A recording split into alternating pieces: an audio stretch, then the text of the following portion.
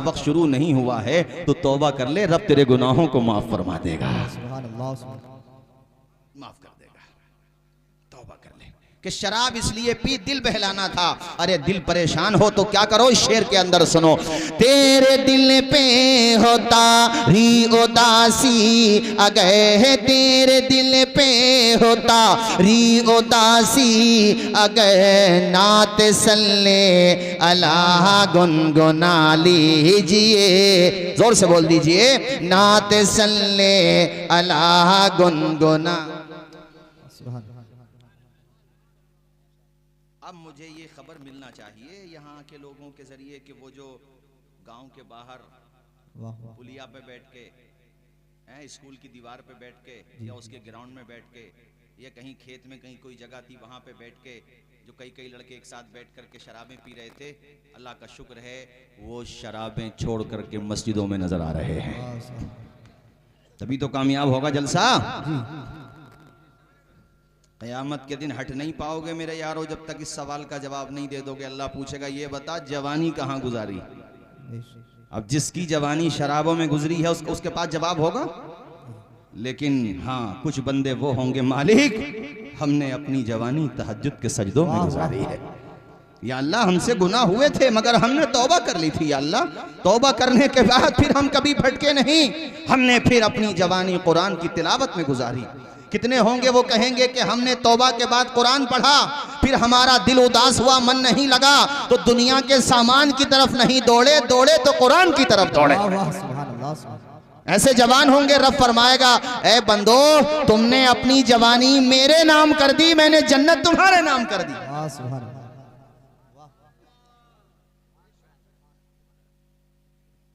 कुछ नहीं पता आइंदा साल सन 2025 में ये दिन हमें और आपको देखने मिले। एक साल को कह दिया वैसे मैंने, बहुत लंबा हो गया। एक बुजुर्ग ने पूछा था अपने मुरीदों से मौत और जिंदगी में कितना डिस्टेंस है। वो पीर भी लाजवाब थे, मुरीद भी लाजवाब थे, मुरीदीन भी लाजवाब थे। कि हजरत जोहर फज्र पढ़ ली तो जोहर का नहीं पता, और हम तुम्हें सन 2025 तक को कह रहे हैं, और वो कह रहे हैं कि फज्र पढ़ ली तो जोहर का नहीं पता।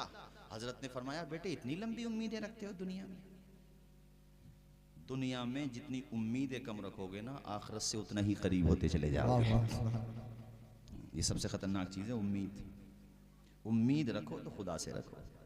अरे दुनिया से को उम्मीद रखना, जीते जी तुम्हारी कदर ना कर रहे, बाद मरने के इसाले सवाब क्या करेंगे।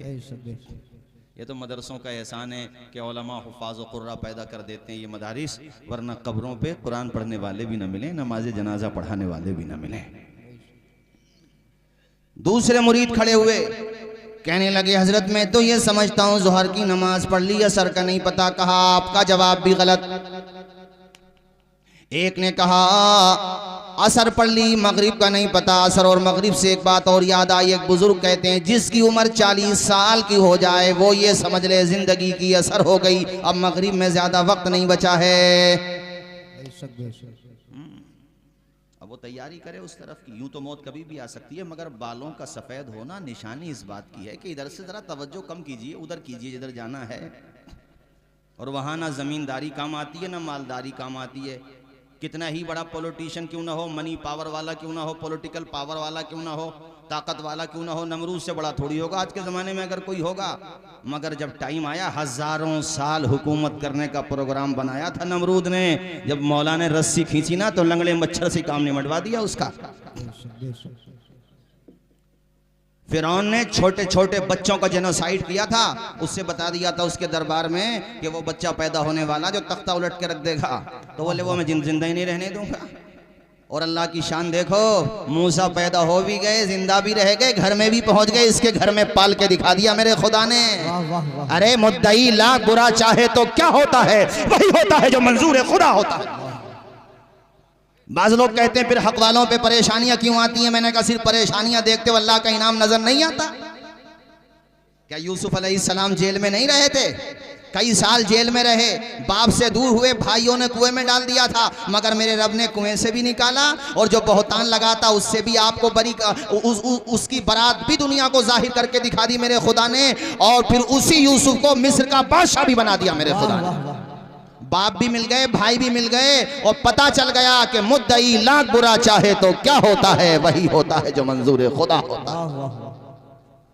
तो आजमाइशों से घबराना नहीं चाहिए, इस्तिकामत की दुआ करना चाहिए। अल्लाह साबित कदमी अता फरमाए। हैं, बात समझ आ रही है कि नहीं? मैं ये बता रहा था आपको, मौत का कुछ नहीं पता भाइयों। फिरौन ने बच्चों का कत्लेआम कराया, मगर सुबह मगरूर को वो शाम भी कर देता है, शोहरतें करके ख़त्म गुमनाम भी कर देता है। वक्त से आंख मिलाने की हिमाकत न करो, वक्त इंसान को नीलाम भी कर देता है। और वो बच्चा पैदा हुआ, मूसा अलैहिस्सलाम घर में रहे और हर मौके पे हराया। एक दिन तो मारने के उसने तो कोई जुल्म ऐसा नहीं था जो नहीं किया हज़रत मूसा अलैहिस्सलाम और आपके मानने वालों पर। मगर जब उसकी लाइफ का दी एंड होने वाला था ना, तो हज़रत मूसा गुजर गए थे दरिया से, अल्लाह ने दरिया में ही रास्ते बना दिए। अब ये घोड़े को वैसे रोक भी रहा था कि भाई अपना मामला खुश्की में तो चलता है, मगर यहाँ जाके कहीं LPW ना हो जाऊं। जी जी जी, वो समझ तो रहा था, मगर आ रही थी। और खुदा से कोई जीत सकता है? अरे बेवकूफ है वो लोग जो मोहलत को ताकत समझे बैठे हैं। ऐसी मोहलतें तो अल्लाह ने पहले भी दी हैं। मगर इतने में वो घोड़ा चला गया। हजरत मूसा बीच में थे उस वक्त, बीच समंदर में। अब हजरत मूसा उस साइड में और इनका लश्कर बीच में। अल्लाह से हजरत मूसा ने कहा, मालिक तू आज इसे निपटा ही दे। वाह वाह, जरा जोर से बोलो, जोर से बोलो और मचल के बोलो। वजावजना भी बनी इसराइल अल बहरा, अल्लाह कहता हमने बनी इसराइल को समंदर पार करा दिया और फिरौन और फिरौनियों को डुबो दिया। और जो पानी ने इसको लताड़ा है इधर से उधर, उधर से इधर, और इसकी लाश को जो घुमाया है पानी ने, अरे तू समंदर के थपेड़ों का मुकाबला नहीं कर सकता। खुदा बनने चला था। संसार का रचयिता सिर्फ एक है, जिसने पूरे संसार की रचना की है, जिसने पूरे संसार को पैदा किया है, बस उसके अलावा कोई माबूद नहीं। निपटा दिया। 12 साल लगे थे कांकर सराय वालों शद्दाद को जन्नत बनाने में।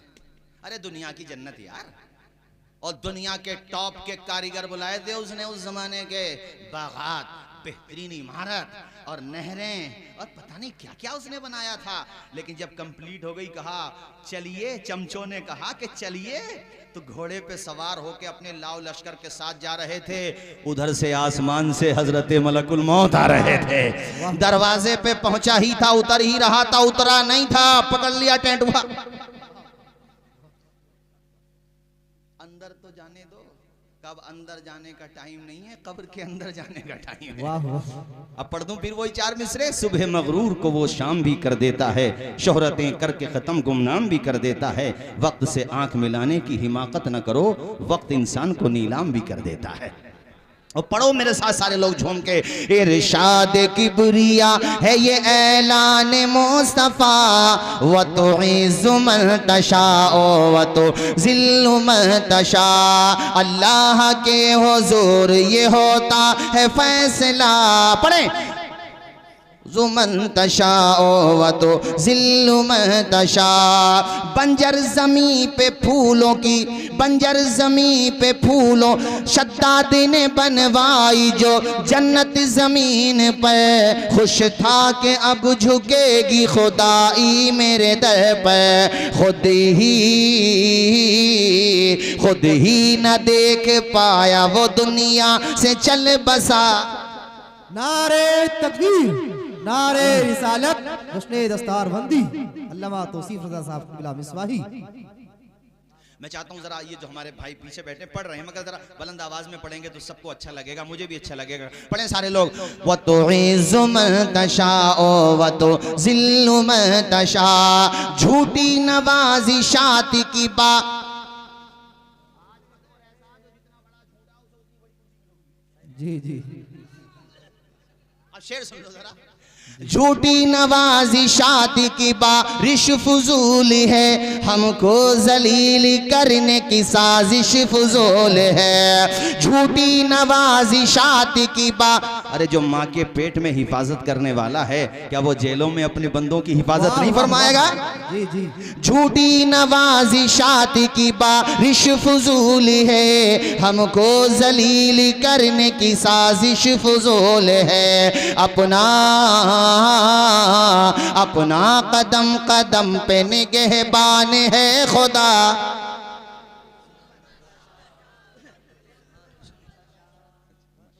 व तुइज़्ज़ु मन तशाओ व तुज़िल्लु मन तशा।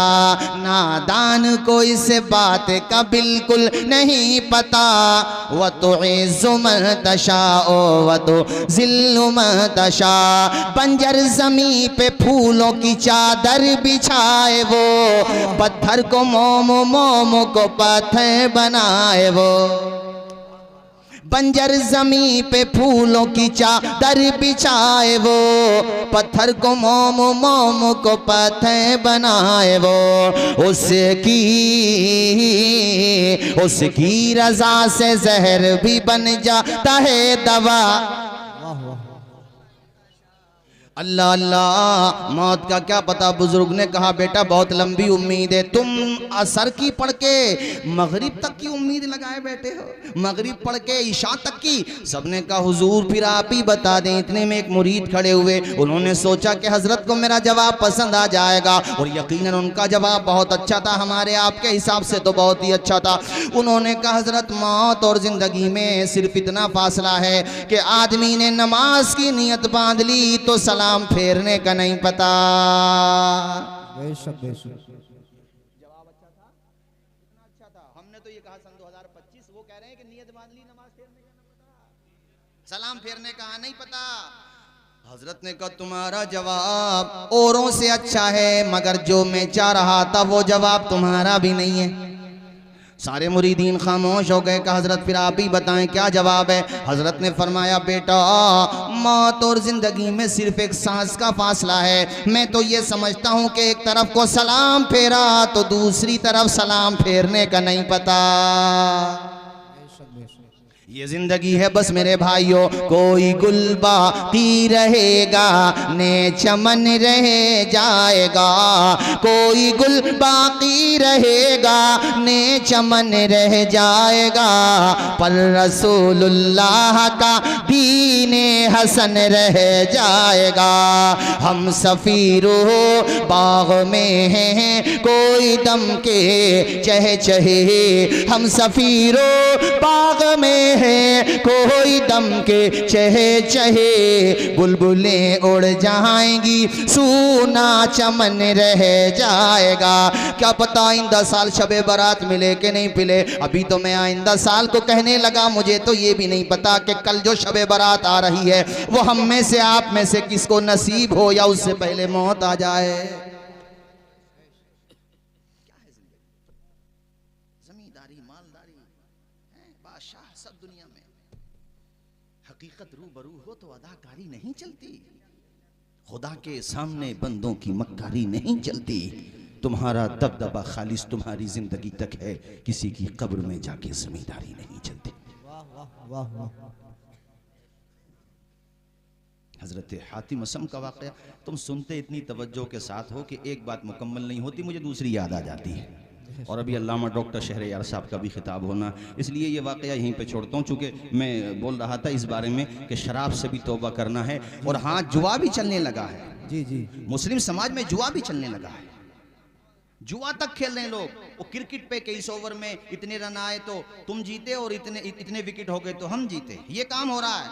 और मुझे बड़े अफसोस के साथ कहना पड़ता है कि हमारी कौम जिनको अपना आइडियल मानती है, जिनको अपना हीरोज मानती है, वो बाज़ाब्ता जुए का वो एडवर्टाइजमेंट करते हैं, एडवर्टाइज करते हैं उसका कि ड्रीम 11 खेलो, अपने जोखम पे खेलो। ये भी कैसा नियम है साहब, हैं? खुद लिखते हो कि इसमें खतरा है और खुद ही अलाउ करते हो। यार कौन से स्कूल से पढ़ के आए हो बाबा? ये तो वही बात हो गई कि हाथ में शराब दे दी और कहा भैया अपने रिस्क पे पीना, तो दी क्यों है हाथ में?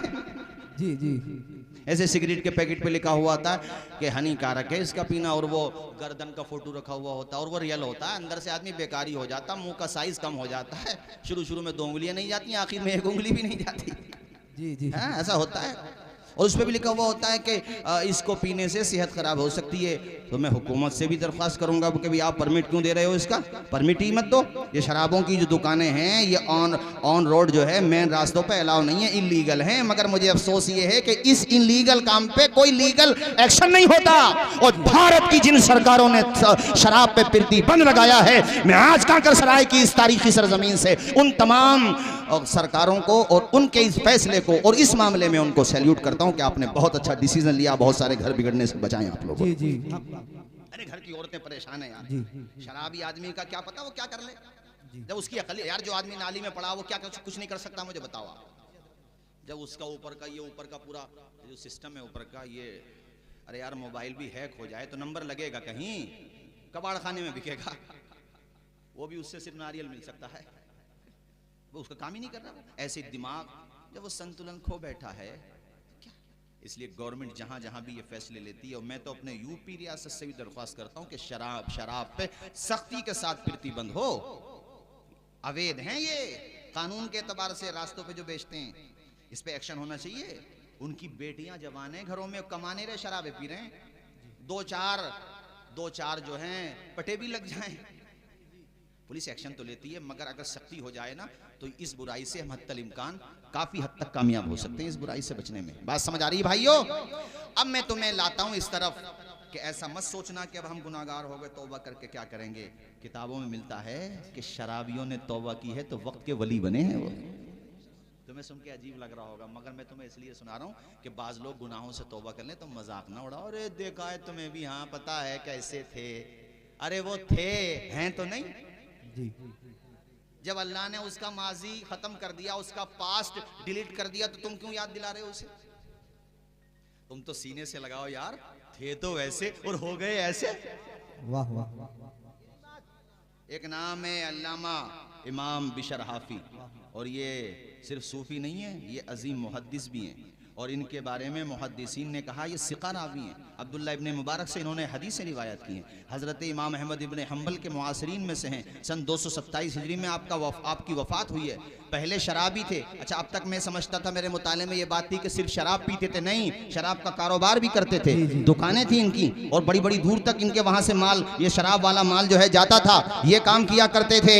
यार किस्मत का सितारा चमका, एक दिन आ रहे थे नशे में और रास्ते में बिस्मिल्लाह शरीफ लिखा हुआ एक टुकड़ा नजर आया, जमीन पे पड़ा हुआ था। शराबी थे मगर बहरहाल ईमान तो था, गैरत जाग गई। कहा यार मैं कितना ही बुरा सही मगर अपने खुदा के नाम को जमीन पे नहीं गिरने दूंगा, और ये जमीन पे गिरा हुआ है। इसलिए मैं कहता हूं गुनाहगारों से नफरत तो होती है गुनाहों की वजह से, मगर उनको बिल्कुल ना छोड़ो, उनको वापस लेकर के आओ, क्योंकि जब मेरा खुदा तौबा देता है तो बिशर हाफी को विलायत का ताजदार बना देता है। वाह वाह वाह वाह, सुभान अल्लाह। तौबा की तौफीक अता फरमाता है।